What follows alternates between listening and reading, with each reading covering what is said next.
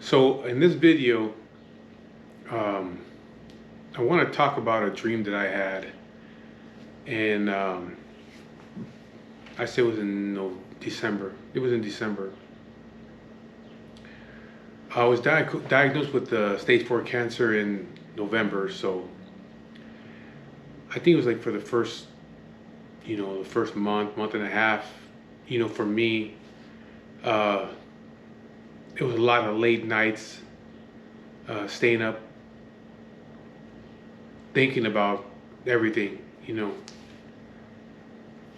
have to, you're trying to make sense of everything. The first thing you start thinking about is dying.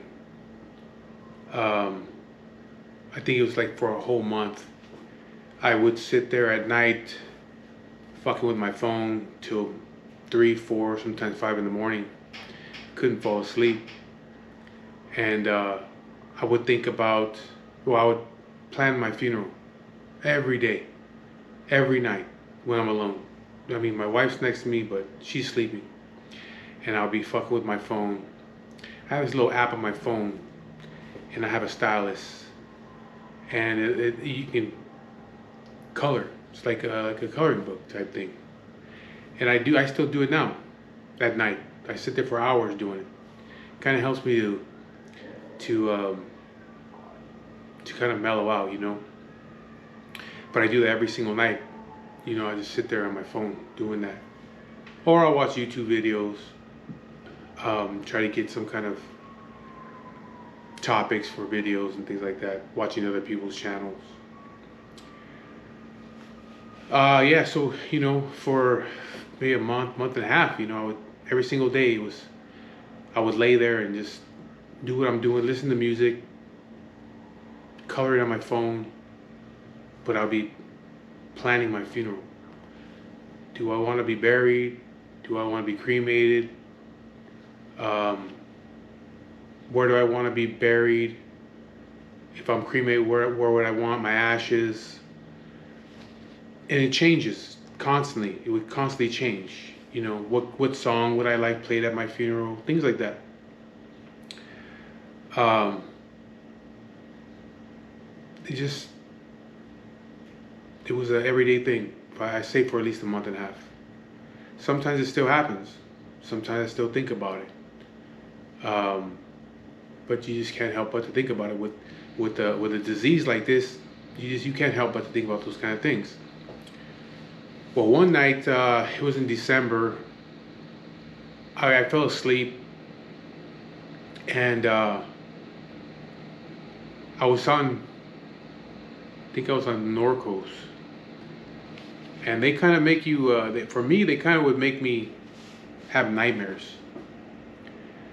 A lot of times when I take Norcos for the pain, I would have nightmares.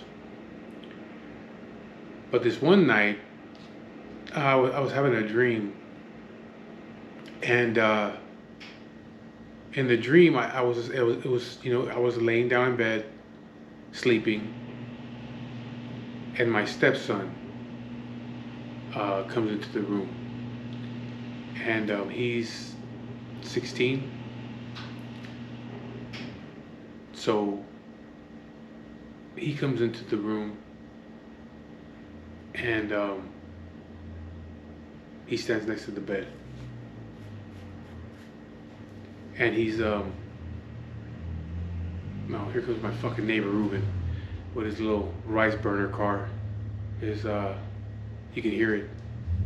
You watch, you hear this fucking guy back up because for some reason he doesn't pull forward into his garage, and he revs his motor trying to back up over and over again. And he's a truck driver. This fucking car sounds like a toy. It's a piece of shit too. It's a piece of shit. It's a Honda Civic. It's all faded, dinged up. Look like somebody. It's red, but it looks like somebody threw white powder all over it because the paint's so fucking faded. Here, listen. He doesn't know how to back his car up, so he's revving his motor little by little, fucking up the video. About to get this guy evicted. See, still doing it. That's a piece of shit. The car's a piece of shit. And I tell him, hey, why don't you park that car in the street so you have more, he only has that one car. Park it in the street so you have plenty of room. You can fucking fix up your garage then. Fucking guy told me that no, because somebody's gonna steal it. I said, why would somebody steal it? It's dented up and it's a piece of shit. Why would somebody steal that fucking car? He's like, because it's a Honda Civic. Everybody wants a Honda Civic. I'm like, yeah, they might want one, but they want one that's nice. They don't want something that looks abandoned, because yeah, looks abandoned. I don't think Dirty Mike and the boys would be having fucking orgies in that piece of shit. But anyways, so in the dream I'm laying there and my stepson comes into the room and he's standing next to the bed and he starts to tap on my leg and he's saying, he's whispering and he says, hey, somebody's, oh, here goes Ruben, close this fucking door. Hold on. This is the guy in my pictures that, he's my boy. I love him. He's a good dude. But he's got shit for brains. But anyways, so my stepson is tapping my leg and he's whispering, there's somebody in the house. And I'm like kind of waking up. I'm like, what? And he's like, there's somebody in the house. There's somebody in the house. And I go, how do you know? Where? And he says, he steps to the side, says, look. And I look to the door, which is right over here to my left. And I can see somebody standing there. But I can see it's a man. He has a hat on. And kind of like almost like a cowboy hat, but more like the kind of hat that in that movie Jeepers Creepers, that is more big and round. It was a hat like that. But I've only seen half of him. Half of him is in the hallway, half is in the room, and he's looking directly at me and him. I can't see him. I can just see his outline that he's standing in the doorway. And so he's standing there looking, and he's in all black. So I reach over to my nightstand, and my stepson is standing next to it, and I'm tapping him, and I'm telling him, get out of the way, get out of the way. I'm trying to reach into the drawer to pull my gun out, get out of the way. And he moves, and I reach in the drawer and I grab the gun, and I realize that I'm dreaming. So I tell myself, wake up. Now I don't know if other people can do that, or if they do that, but when I have dreams or nightmares, I can wake myself up. I'll realize that I'm dreaming or having a nightmare, and I'll wake myself. I'll tell myself, wake up, you're dreaming. Sometimes I won't wake myself up. Sometimes I'll stay in the dream just to see what happens. But this time I was like, tell myself, wake up. You're fucking dreaming, wake up. And so I woke up. And I looked around, everything was normal. But I looked at the dream as, because like I said, I had already been diagnosed with cancer. I had been thinking about this shit all the time, about death and all that since I was diagnosed with it. And the way that I interpreted the dream was that it was death watching me from the hallway, but he don't come into the room.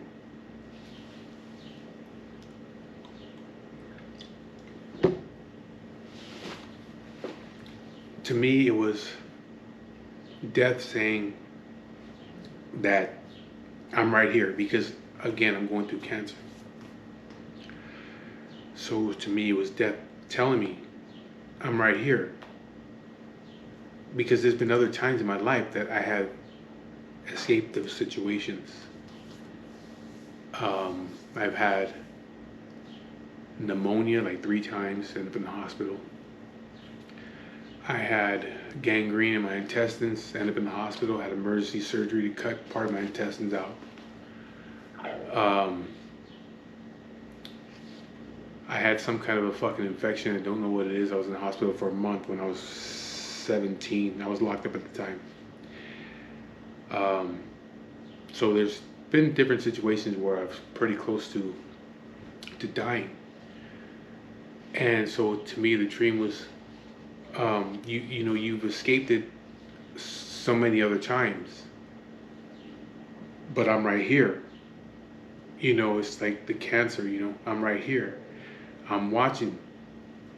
If I want to come into the room and take you, I can, but I'm not going to. I don't know what the outcome is going to be, you know what I mean? I don't know if the outcome is I'm gonna let you be here a little while longer, but just know that I'm here. I'm right here. I'm watching.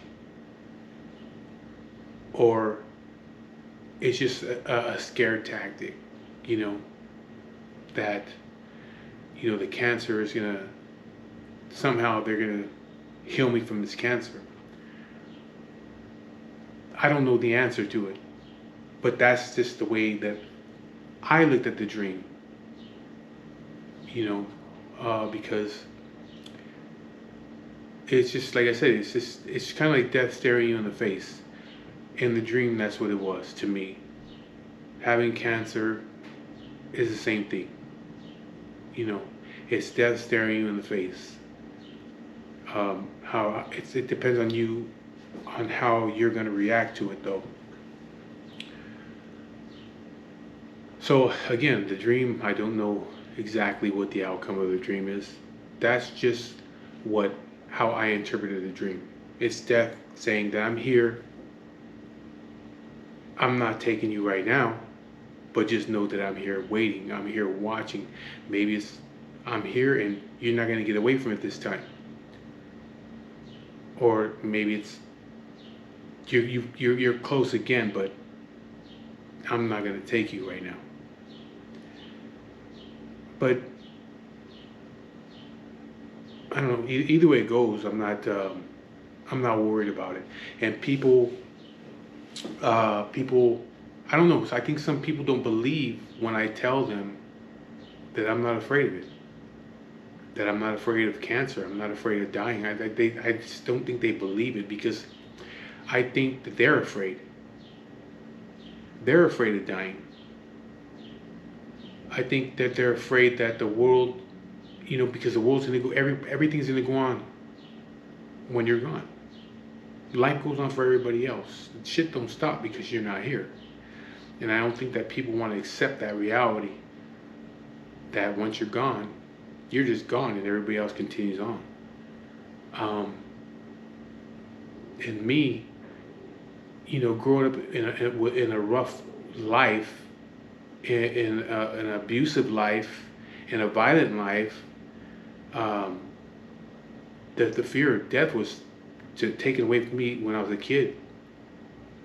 You know, that was just something that was taken away. Like by the time I hit teenage years, I didn't care. I didn't care about living or dying.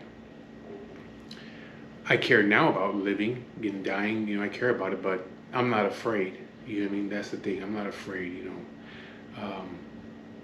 You know, like if they were to tell, if the doctor were to tell me today, like, hey, you know what, you ain't gonna make it to tomorrow. That's it. There's nothing we can do for you now. Today's your last day here.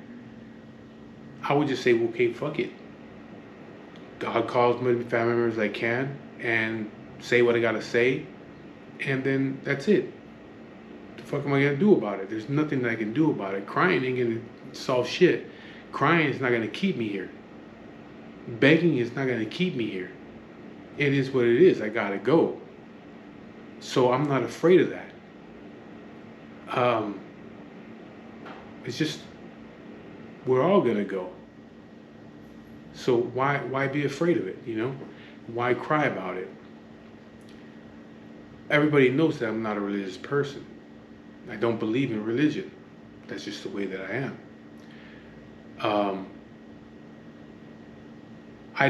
I'm not like other people that, you know, when something bad happens like this, the disease or anything bad happens, and they don't practice religion, or they don't go to church all the time. They might believe in the religion, but they don't practice it.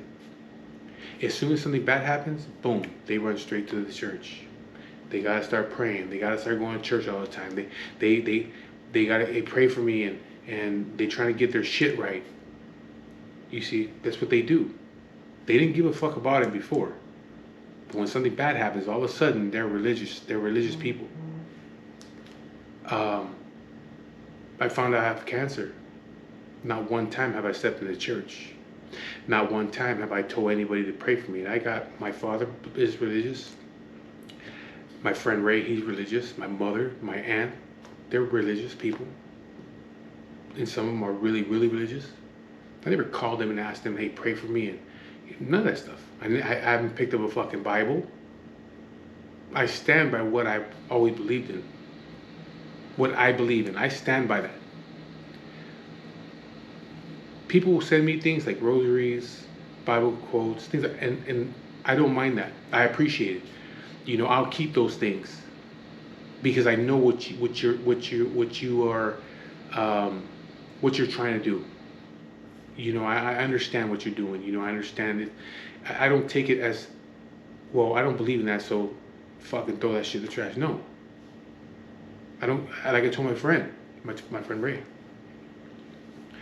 He said, pray. He tells me, I'm praying for you. He tells me that sometimes. I'm praying for you. Hey, that's cool. I appreciate it.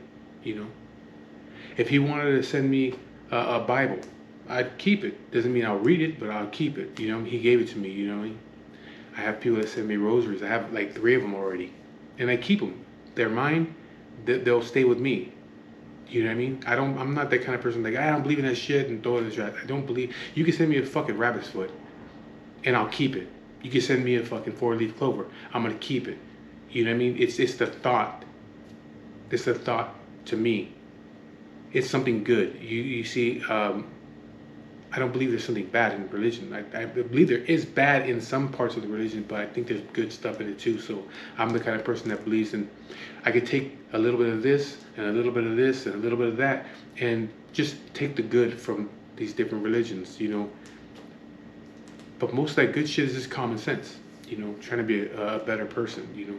That's what it all boils down to, trying to be a good person.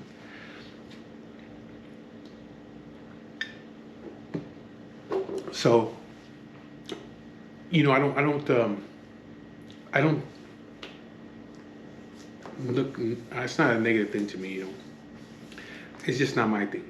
But what I'm saying is that I didn't rush to go and I gotta hurry and go to church now. I'm sick, I might die, let me go to church and get right now. No. Wasn't doing that shit before. To me, that's kind of phony. You're a phony. You're not a real religious person or a real Catholic, real Christian, whatever. You're just doing it now because you're scared. You see, and you know you're scared, yet you believe there's a better place than this, and you're scared to go there. I don't understand that. But again, you know, I'm not into religion and all that stuff like that. So, but I do believe in you know. Like I said, I believe in karma. And somebody told me on one of my videos, like, well, that's a Hindu thing or a Buddhist thing. Or it's a Hindu thing. Are you Hindu? Like, no, it's fucking stupid. I can take parts of things and believe what I want to believe. It's my life. It's my mind. I can believe what I want to believe. I don't have to be a fucking Hindu. And I don't believe in Hindus don't believe in eating cows. I'm gonna fucking cook some cow on a little wall. You know, I don't believe in certain other things of other religions, but I can believe in some of the good things. Take some good from that, from Christianity and Catholicism and stuff like that. You know, but then going back, like I said, back to the dream, it's just death. You know, I don't think like death like it's the devil. No, it's death. Death is not a person. It's something that we all gotta go through. And that's what, in my dream, that's why I interpret it as death. Not the devil. Death is watching and waiting. But not just for me, but for every one of us. Because none of us is gonna last forever. We're all gonna fucking die. So why be afraid of it? It's part of the life. It's it's it's a game. Life is like a game. You have to move your piece in the right direction. Sometimes you move in the wrong direction and shit happens. And you gotta pay a fine, a tax, or whatever the fuck it is. You keep on playing. You keep on playing. Sometimes you get set back. Gotta keep on going. But the game's gonna end for every one of us. And that's the whole fucking purpose of it. The beginning and the end. I completed it. I completed life. So I'm not afraid of it. I'm not afraid of the dream. I'm not afraid of dying. I'm not afraid of the cancer. And you won't see me change my thoughts on what I believe. You ain't gonna see that. No matter what you do, no matter what you say, no matter how many emails you send me, or doesn't matter. My stance is gonna be the same until the very end. I can promise you that. You can continue to send me the things you send me, and I'll continue to accept it because I appreciate it. I appreciate the thought of it. But it's not going to change my point of view. I'm still going to feel the same.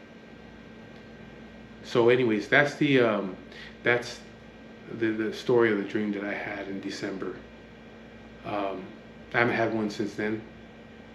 I haven't had no nightmares since then. I still stay up late at night though, and sometimes I do. The shit does play in my head. The whole funeral thing. But I guess, I don't know. I guess I want things to be, even when I'm dead, I want things to be the way that I want them to be. That's just the way I am. But anyways, that's my video for today. Sit down and think of some more stuff to talk about tomorrow. And for Dez, don't think that I forgot about the video that I said I was going to talk about, the story I told you about like 10, 15 years ago, whatever it was. I'm gonna put that out there pretty soon. So anyways, everybody take care.